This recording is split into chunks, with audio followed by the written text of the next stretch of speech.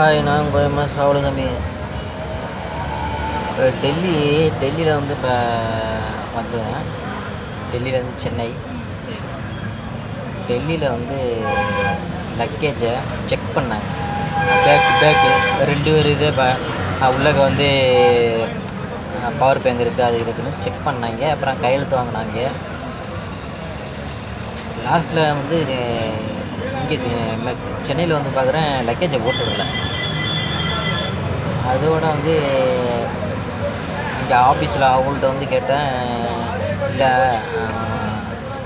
வேறு இதில் போட்டாலும் போட்டுவிட்டுவாங்க அப்படின்ட்டாங்க. நான் வீடியோ எடுத்தேன், பேசுகிறத வீடியோ எடுத்தேன். அதை பார்த்துருச்சு. அப்புறம் இந்த வீடியோ அழிக்கிட்டேன்னு சொல்லிக்கிட்டே இருந்துச்சு.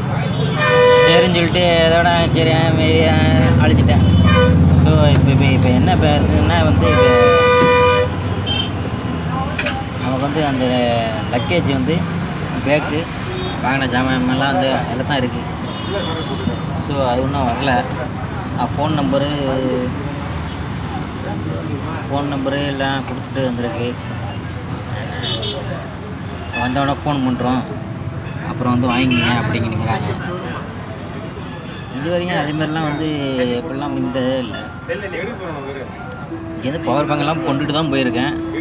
அதே பவர் பேங்கை தான் கொண்டுட்டு வந்தேன். அப்போல்லாம் ஒன்றும் சொல்லலை. இப்போ மக்களா வழி பிடிச்சி வச்சுக்கிட்டு பவர் பேங்க் இருக்குது, சார்ஜர் இருக்குது.